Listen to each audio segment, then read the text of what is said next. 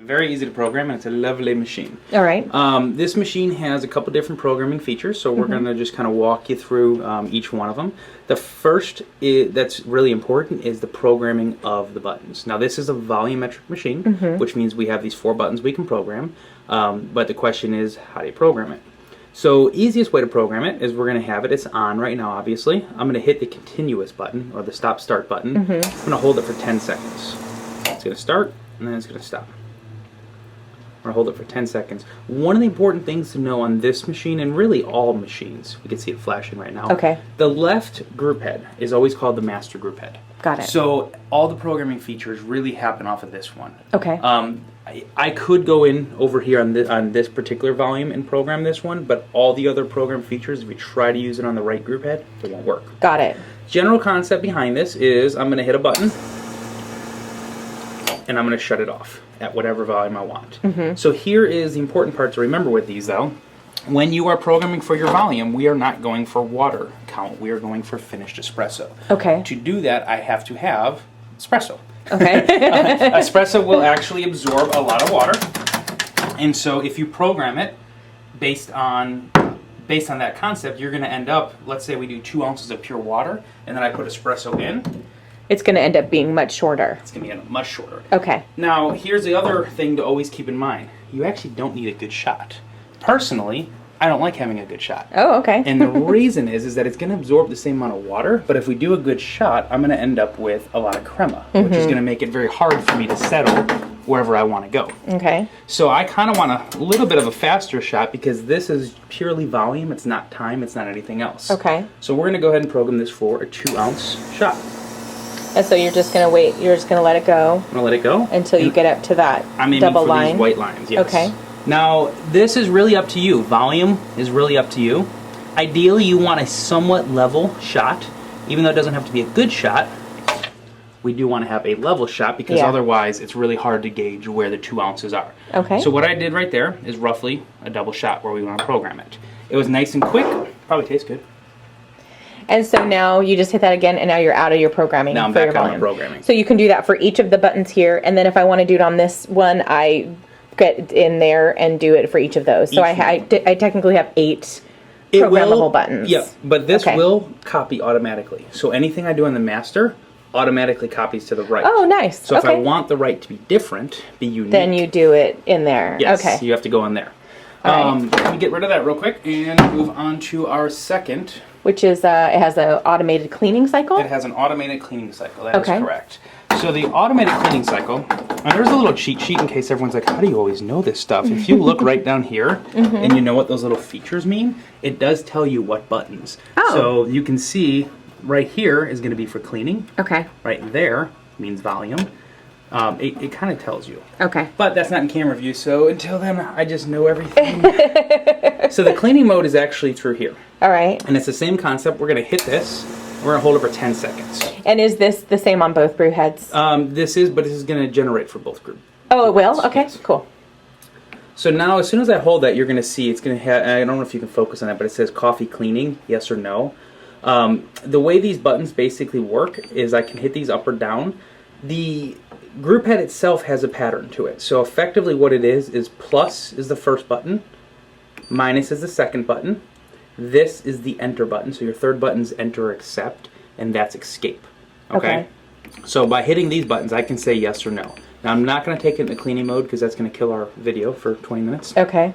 But if you wanted to, you would change it to yes, you would hit enter, and then just follow the directions on the screen. Okay. And it'll automatically clean for you. You just got to put in the blind filter and the Airnex. So it'll just run the whole backflushing process It's just and stuff. Run it. Yep. And I would load up both portafilters, and it would do it for both brew heads simultaneously? After you hit the buttons, obviously. Okay. It's going to give you the option. So until then, the fourth button's escape. So we're going to get out of there. And now we're back out of there. And then what else do I have? So up on this one here, while the machine is on, we have what's called our Barista Section. Okay. That's the first button. Same thing, hold it about 10 seconds. And once that happens, we're going to come back to this screen. Now this, you don't have to watch my hands so much, we're just going to look on there. This gives me a couple different options. So I can change my lighting, right? So I can change colors. I can change if I want to turn it on or off. Maybe some people just don't want the lights. Okay. I can change if I have my group heads actually flashing RGB, you know, the actual color scheme or not. And if I wanted to do it during standby on or off. The next that I have is language. It's preset here into English. You're probably never going to change that unless you're taking this out of the country. Okay. From there I can do my clock, so I can actually set it. Have my date mode actually on there. Set the actual date, set the time. If you want military time, you can do that. Everything from there. This is a timer function. I'm not a big fan of this, but this does allow you to auto-program the machine on-off. Oh, where it can turn on in the morning and blah, blah, blah. Okay. Not a big fan of that because you should never be turning the machine on or off. This is a counter function where it's going to let me know how many times a button's been hit. Oh, okay. So I can see my button 1, which is that one's actually been hit 10 times. And you can actually reset that if you want as well. Okay. Let me see how, if you can see it functioning through there. Group 1, Group 2. I don't have a 3 group on here or a 4 group, but it does come in that function. So, but it's the same computer model. Okay. Same thing with my T buttons, steam, all that kind of stuff. Shows my total brewings, and I can reset it. Okay. So as an owner, if you want to keep track of how many times these buttons have been hit, how many brews you've had for the day, you can do that. Okay. This is renew boiler water. So if I want to tell this machine to flush, which I'm not going to do, but I could have the machine automatically get rid of all the water in the boiler and then renew it. Oh, nice. Yeah. Refresh everything. And the regeneration reset, I actually do not remember what that is for because there's too many options that are inside of here. You'll see it when it's in the manual. Actually, it does have a breakdown, and there is a reason for doing that. No, okay. No, I don't. All right. This is the buzzer you hear every time I hit it. I can turn that off if that's annoying to you. And we're back to lighting. And we're back to lighting. So that is all the features in what they call the barista mode. Okay. Okay. The next thing, so let's get out of here. The next option, which is really the main setup option, this actually requires the machine to be turned off. So what we're going to do, and you can see on here, it's telling me to hold the button and hit on. We're actually going to hold the continuous button, which is this button right here. I'm going to turn the machine on. All right. And then I'm going to wait until it tells me. I'm going to keep holding, and finally it's going to come up and actually give me some options. So when you first get the machine, you have to go through this process. When you first get the machine, well, it does come pre-programmed. A tech likely is going to do that for you, but yes, you will have to go through this. It also, I'm going to get into it, but it's going to have some other features even after you own the machine. That you'll want to get into. So we're in our setup section right here. So I'm going to get into it by hitting the middle button, which is select.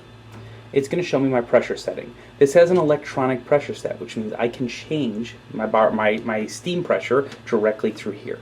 So if I wanted to kick it up to, say, 1.15, 1.2, I can do that right there, hit select, and then I'm good to go. So now it'll automatically raise to 1.2 bars.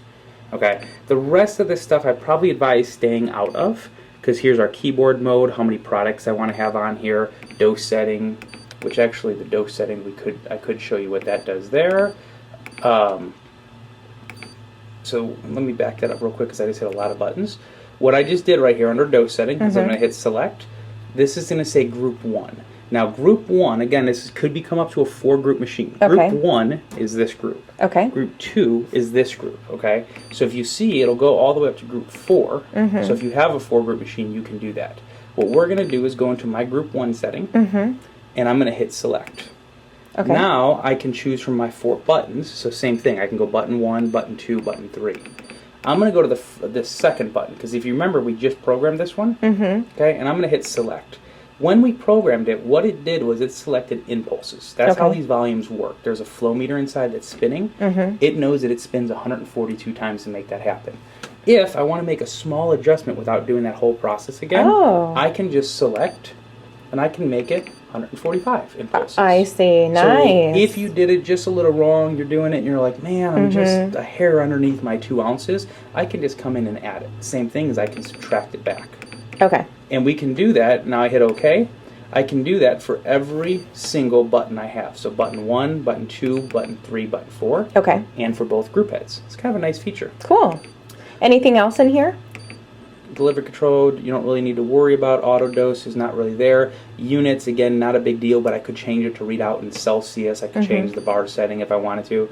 Reduce power, it'll shut itself a little bit lower if you want. The rest of it, yeah. The rest I wouldn't worry about through this side because this is much more tech level stuff. Okay. Here, this is not Excelsis, so we don't have to worry about it. But we could get into our counters function.